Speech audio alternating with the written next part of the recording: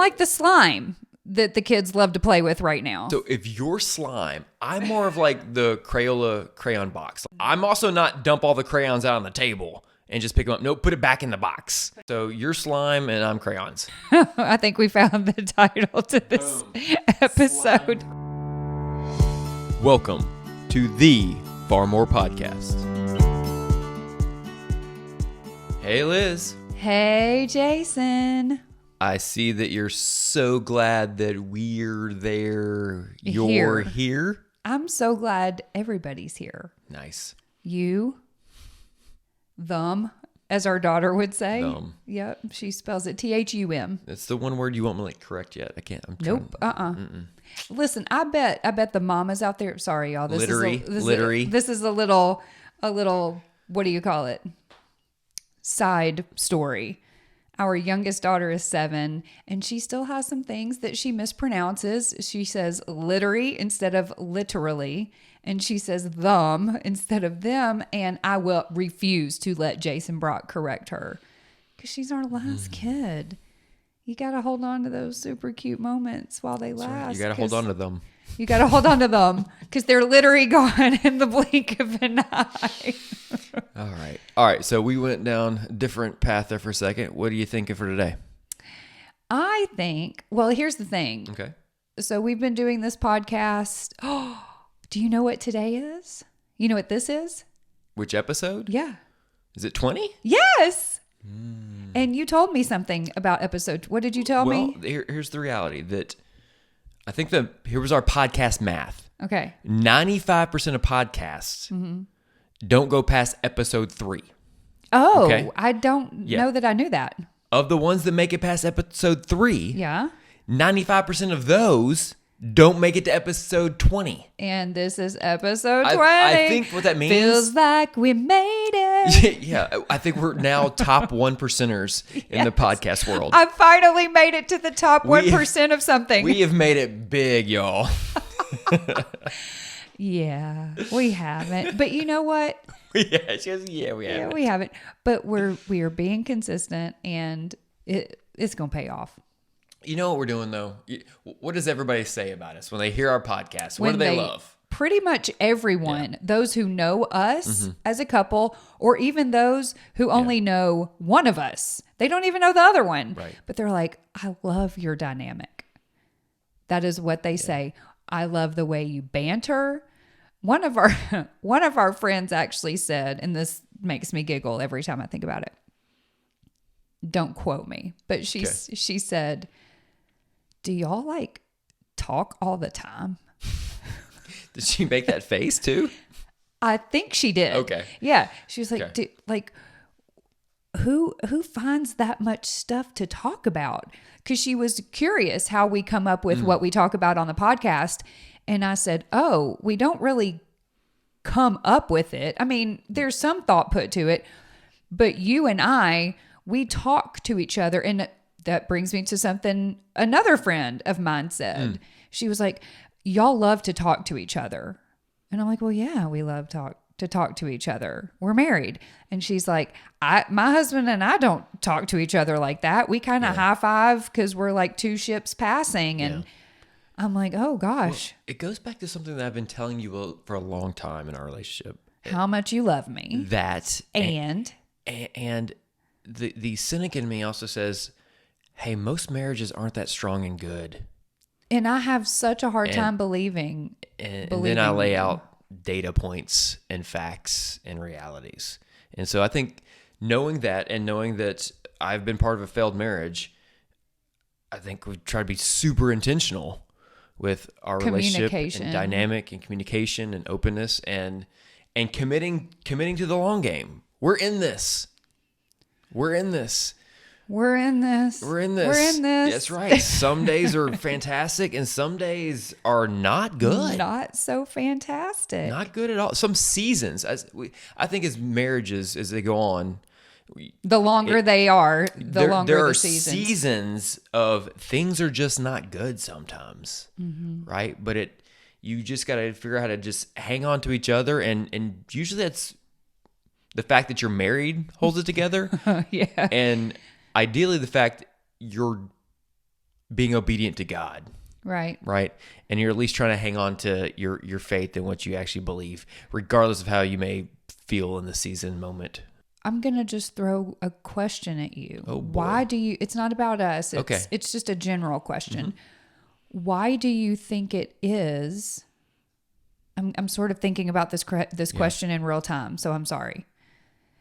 Okay. So you're saying the cynic in you believes that most marriages, what did you say about that they are unhealthy? What did you say? I don't know which word I use, but okay. Struggle, unhealthy, yes. So something brought them together.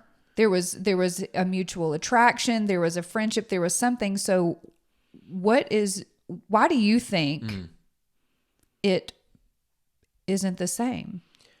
I mean, you're asking, this is an opinion here. Yes, I have no survey yes, data. No. There's nothing behind this. I think in life, a lot of times people view getting married as the finale and not the kickoff. Oh, yeah. Right? The hard work starts when you say I do. 100%. Right? I think there's like, oh, we got to the finish line. We got to the end of the aisle. We said our I do's. We had the big party. Yay, we're done. Here we go with life. That's when it really gets hard and starts. And that's where you got to start being more intentional. That's when you actually have to start pursuing each other. I think we think about the dating process as the pursuit.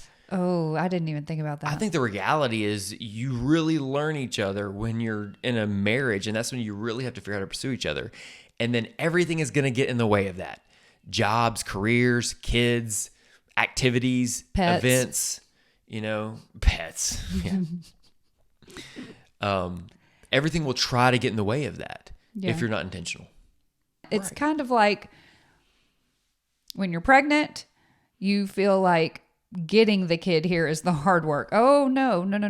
The hard part starts when the kid is here and you have to nurture it and raise it, teach. Yeah. Well, think about that. Even parenting a child and how what is needed changes over time. It's the same thing of trying to feed and nurture a marriage. What's needed changes over time, depending on the season of life you're in or the problems you're facing together. So I wonder if it's a case of you get married, you think that's not the finish line, but as you said, the finale, which is kind of the same thing. And it's I won them over, so I shouldn't have to, and they've committed to me forever and ever, so I shouldn't have to pursue them anymore. Well, I mean, let the math do the mathing. You can have a dream that they've committed to me forever. The math says that's not really true in most marriages, right? In terms of commitments and divorce rates. So I think the reality is somehow we lull ourselves into we get real complacent, right? And we actually know that statistics are against us. Right. We know that healthy marriages, those rates are so small. Like we intellectually know all these things, but yet we still get complacent and put our energy towards other things in life. Well, yeah, complacent and comfortable. Yeah, I think those are Interchangeable. very close siblings there.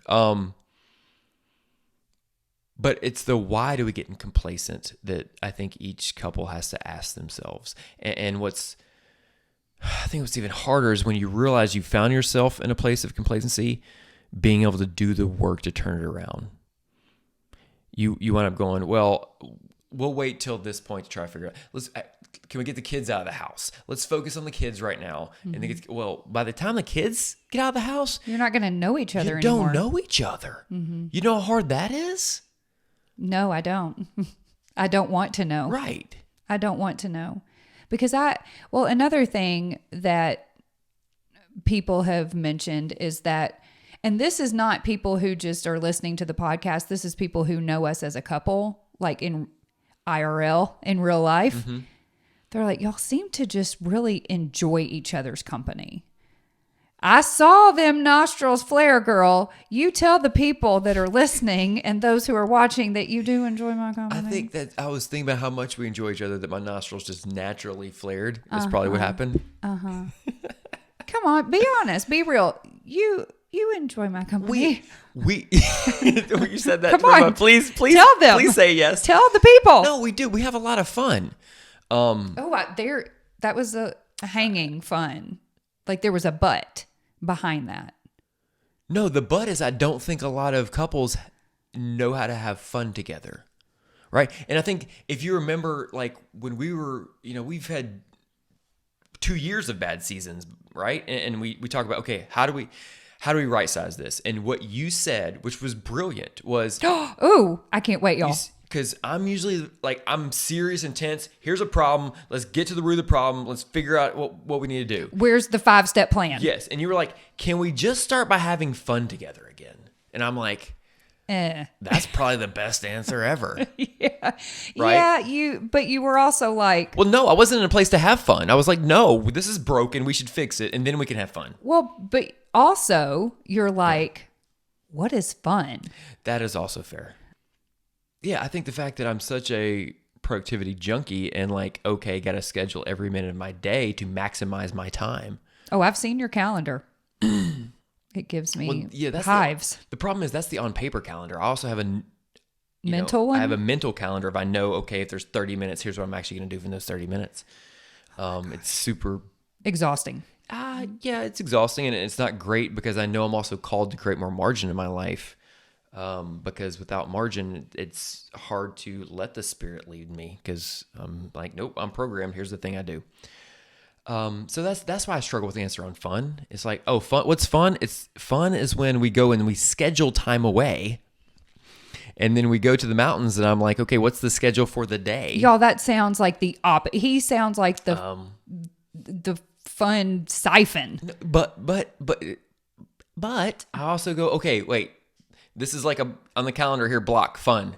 Like, chill out, Jason. Do nothing. I have learned that I have to say that to you. Listen, Jason, we're doing nothing for this 4-hour block. You figure it out. It's scheduled nothingness. Scheduled nothingness. And I'm like, that makes me happy. Okay. It releases you. It releases me. Pressure. Yeah. I'm like, okay, I can actually do nothing. I can doom scroll away on my phone if I wanted to, which I probably wouldn't. I could sit here on the back porch in a rocking chair and drink coffee and stare at mountains or a beach or whatever. Me. Stare at you. I could do that. Doesn't that sound fun? I could go walk on a beach. I love walking on a beach for hours. Yes. Same, girl. Yeah, but same. in my head, I got to even fun. You have to schedule nothing. We talk a lot about gears. Like, I have a hard time shifting gears. You do. So I'm like, tell me what gear I'm supposed to be in right now, so I can shift to that gear. And there's moments where like I am in a heavy work gear. Mm-hmm. Like when the rare times I work from home and I'm like in work gear and I go out to eat lunch in the living room, you want to talk about something light. I'm like, girl, I ain't in that gear. Right. Like, well, you need to park that. You actually just brought up something very important, I think, about why our dynamic does work so well and why we are really good for each other and why we do, for the most part, have a really solid marriage. I think it's because we continuously learn each other and pivot as needed. I have learned when to approach you with certain things and when not to. You know, like if I do want to have a light and fun conversation, well, that's just going to be a challenge in and of itself, no matter what gear you better are, like take me what gear away. You were in. Yeah. Yeah, to a beach. But we joke, but you see where I'm going with this. Mm-hmm. I think it is, if you do really want to have a very solid marriage, I mean, number one, you have to put in the work. Mm-hmm. It's not get married, put a ring on it, and you're done. And it's just all going to magically work itself out. No, it will naturally fall apart. I think right. that's what we have to understand and accept. A relationship will naturally fall apart because you have two broken people involved. Mm-hmm. And their brokenness is now coming together. So 2x the brokenness. Right. And so if you are both not putting in the hard work intentionally, it's going to lead to disaster. But yeah, so I think an important part is really learning your spouse and doing something with that learning, not just having the knowledge. Because I could still come to you with hey, can we have a light, airy conversation? And you're like, are you kidding me right now? Do you see that I'm... And I'm sure my response would be very patient and calm and say, sweetie. You don't ever call me sweetie. Now I know we're telling lies. No, but you are good about it. You don't get saucy with me. You're just like, girl, I am not in that gear. I'm direct about it, which is usually my go-to anyways. You literally look at your calendar, as you do. You look at your calendar and you're like, okay, pause what you're wanting to say until 6:30. At 6:30, I will have transitioned into a different gear. Because I think understanding your differences is important too, especially with us, because we are so different.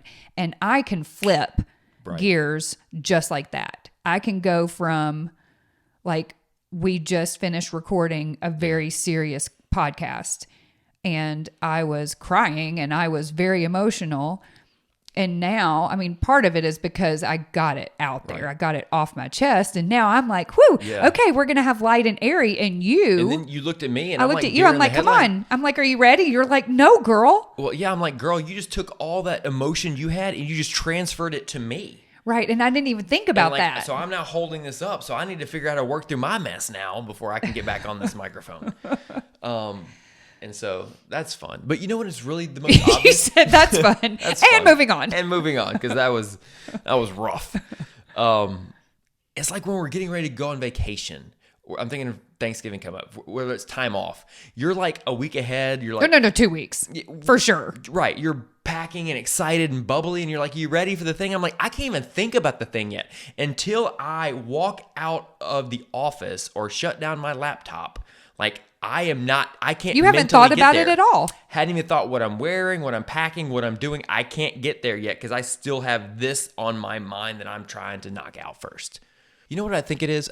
I am very much I shift from gear 1, 2, 3, 4, and you are a lot more just fluid all over the place, right? Are you talking about in general? In general, like everything is intertwined for you.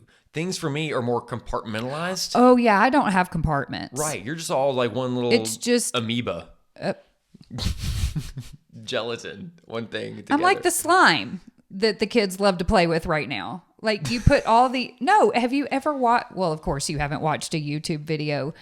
But our kids watch these YouTube kid videos about how these people make slime. And it's not just the slime. There's like all these different, there's like toppings. So if you're slime, I'm more of like the Crayola crayon box. Like there's unique little things. Yes. Okay, I need the brown crayon here. I'm in brown crayon mode. Oh, yeah. Put that crayon back. Get the orange crayon now. No. I'm also not dump all the crayons out on the table and just pick them up. No, put it back in the box. Put it back in the box before you take the next one out. So you're slime and I'm crayons. That's right. I think we found the title to this episode. Slime and crayons. I'm slime, you're crayons. That's right. But I think the point being is of this whole thing, in order to have the dynamic that we have, because we have been asked, like, how do y'all have such a good dynamic? You know, one thing that we haven't mentioned. What's that? A couple of things that we haven't mentioned. I know something. Oh, can I go first? Sure. Okay. Walking with Jesus. We haven't talked about that, because when you're not walking with Jesus, typically you are looking to someone else to fill this void in your life, and it might work. For a minute. You complete me? Yeah. And I hate that. Tell us why. Why do you hate that? Because there's only one person who can fully complete you. And that is Jesus Christ, our Lord and Savior. You can't look to other people, whether it's a friend, a spouse, a parent, a child. You cannot look to other people to complete you, because they are flawed as well. What do you say to the person who goes, I don't even understand what you're saying right now? That they're like, that's the point of relationships, is to have people that help complete you or complement you, like even in our conversation. What do you say to that? that it's just flat out wrong thinking. Or as my mama, you want to know what my mama would say? What would your mama say? Because I say something cheesy every time, and I didn't on the last one. So I have to make up for it now. Come on. Mama, I love you. This one's for you. She would say, well, that's just stinking thinking. Stinking thinking. Yeah. Yes, we were made for relationship. Yes, we were made for community, but we were not made to fill the gap in other people's lives. Jesus was made to do that. And if someone were to say, I don't even understand the words that are coming out of your mouth, I would say, well, do you know Jesus? And we talk about that almost every episode, that things are advice and whatever is tailored to, do you know Jesus? That's the starting point. Do you know Jesus or do you not know Jesus? Well, as a husband, as my role in marriage is described as, I'm supposed to love you like Christ loved the church. Now, when that statement gets thrown out there, that's not a casual statement. Well, no, because Jesus died for the church. He suffered immensely for the church. He sacrificed. He lived a life of sacrifice, knowing the whole time what his fate was going to be and how he was going to be treated and what he was ultimately going to have to do for his church. So when you say that, and I think about my role as a husband and the model that's written over and over and over again, is that as a husband, I'm supposed to love you, my wife, like Christ loved the church. That feels overwhelming to me, number one. Because it is. It's overwhelming and something that I can never measure up to, which, you know me, I am hard on myself as is. But I also see men use that, almost weaponize that. They use that phrase selectively, right? Is it more like a look at everything I've done for you type of thing? Be like, girl, I put you in this house. I put you in this car. I put our kids in private school. I'm taking care of you. So I'm loving you check. like Jesus Done. loves the church. I'm sacrificing for you. Yeah. Done. So what's missing? That's what I'm asking you as the wife. What's missing in that statement? Well, what I didn't hear was love. What I heard was entitlement. Like, I don't know. Yeah. So as we think about our dynamic, it didn't feel or sound loving. Right. And I think that's what I'm at trying all. I think too many couples, it's become transactional, right?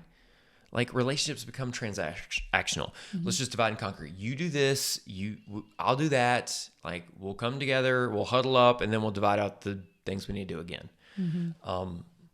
And there probably will be seasons of that.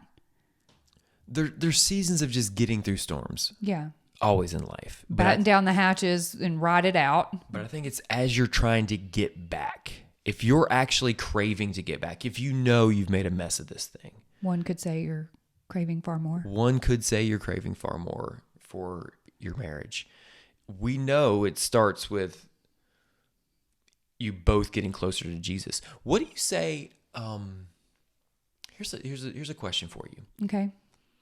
I'm sorry. I always get nervous when you say, here's a question for you. I may have gone, maybe I'm going deep on this conversation. Go figure. Shocker. Oh, yay. Right. I said, let's keep it fun and light. But as the man, I'm also supposed to be the spiritual leader of the household. Yes. That's not true for most marriages, right? It's the women that are still doing the heavy lifting in terms of being the spiritual leader of the household in a lot of cases. Right. So what do you say to women that feel like they're the only ones fighting for their marriage or relationship? Don't give up. And it's going to sound trite, but you pray. Because you know what? Sometimes you can't force somebody to do something. You can try. I don't think that you're going to have good outcomes if you try to force the situation. But I think if you and I try to think about how I would react if that was us, right. if we were in that situation. I hope and I pray that because of my strong walk with the Lord, that I would just, you have to give it over to him, because it's out of my control. And somehow, some way, still continue to love your spouse well. I mean, that's a tall order. That's a tall order. And that's what we're called to do but it's only through Jesus. It's only through the Holy Spirit's help that I think you can do that. I don't think you can do it on your own for a little bit, but you're going to come to the end of yourself fast. And I think it's, I think you have to ask the Lord to help you to continue to love your spouse well. And you just keep hope alive. I mean, that's a really hard question, Jason. Hard question. Like it makes me uncomfortable to even try to answer it. Right, but if I'm being honest, it's one thing for us to talk about. We're in a good season of marriage. There's a lot we're still trying to work on for sure, and need to work on more so. But our communication is probably better than it's ever been. Mm-hmm. I guess it helps when we sit in front of a microphone and stare at each other. You have no choice but to talk. That's right. As the camera's rolling. It'd be pretty awkward if we had a silent podcast. Our 3 listeners would not hear much. Hey, Mom. That's right. Hey, Nana. Look forward. What do you hope for us even in new seasons of life? Like what excites you? We've done this thing, 20 episodes, right? We've taken on this new interesting adventure. Like what? Continuing, being consistent. Like typically at this point in something, I would either get tired of it and I'd just be like, okay. You're not tired of it yet? No. Or I would be like, this is so much work, because it is. This is hard. This part of it right here is the easy part. It's all the after stuff that I do, and I enjoy doing it, but it's hard work. Put in the hard work, put in the learning, put in the discipline, and look at you now, girl. Yay. No, yay me. That doesn't bring out anything in you? Well, yeah, of course. I'm very excited. I'm very excited when I see that people are actually listening and that there is fruit. This is a healthy vine right now. And I want that. I want to keep it healthy. I want to keep this vine healthy so that it can keep producing fruit. But circling back to marriage. Come on. And to you and I, and to those out there who you're like, oh, I want a marriage like that. Well, folks, you gotta put in the work. You can't phone it in. Well, and put in the work is every single day. Right. Every single day. And for someone like me, if you've been listening to this podcast for any length of time, that's not the easiest thing for me.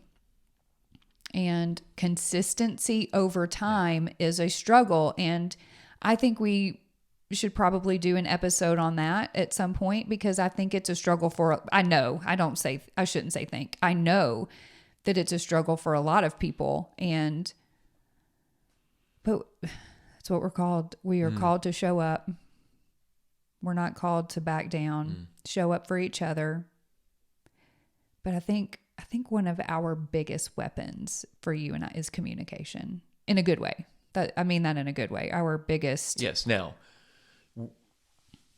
how we communicate, sometimes we get off, right? Because you and I have very different communication styles. We do. You are very direct and to the short, point. Not sweet, and to the point. And I need things seasoned with a little bit of sugar. Yeah, and I'm like, why are we dancing around this? Let's just go at the thing. Yeah. And you're like, I can't go right at the thing. We have to dance around the thing for a little bit. I'm like, are we done dancing now? Can we go to the I'm gonna put a link in the show notes to a Facebook post I did about telling a story. Did you see that one where I tagged you in it? You are point A to point B. That's how you tell a story. Meaning the most efficient straight line possible. Mine, my graphic is here, side, up, down. It looks more like a roller coaster at Dollywood. Sounds like spaghetti. No, it looks more like a roller coaster because it's fun for me. Not for somebody that wants to get there as soon as possible. Can we get to the root of this thing? Let's go. So we are so glad that you are here. We want everybody to experience the joy of marriage. It's not always easy. We're not always just ready to sit down and have a conversation. No, girl. Not even on Sundays. I mean, for the most part, we've been pretty ready to have these conversations. We've been in a good place. Well, we're ready because I never know what the conversation is. No, I meant like you and me. Like we're not in a bad place. Where right. I can't even be in a room with you. Right. We're in a good place. And I think you did that intentionally because we come straight from church and we record. That's right. It's very smart. Listen, I'm on to you. That was the other way it was going to happen. I am on to you. But, I'm going to put a couple of links in the show notes just to some resources on how to help you get your marriage back on track, or even maybe like how to be an effective communicator, because I think that that's pretty big. It's pretty big in the context of marriage. And as always, if you want to, you can reach out to us. If you want, you really want somebody to reach out to you. I do. I just want, What do you want? I want somebody to send me a prayer request. I want to pray for somebody. Okay. Will you send me your prayer request? Girl, I got lots of them. You can create a dummy email account so I don't know it's you. I'm like, I want to pray for my spouse. But see, hush. I do want to pray for y'all. So somebody send me a prayer request. farmorepodcast@gmail.com, and follow us on all the socials: Facebook, TikTok, Instagram, YouTube. I'm getting really good at that. At Far More Podcast. We'd love to hear from you. And if you have been listening for a while and you are really enjoying this, please rate it, review it, share it so that it gets out to more people. Because we're hearing more and more that it's actually helping people. Yeah, don't be selfish. Don't keep it to yourself. No, sharing is caring. Stop being so selfish. Until next time, share it. Don't keep it to yourself. And we're so glad you're here. We'll see y'all next time. See ya.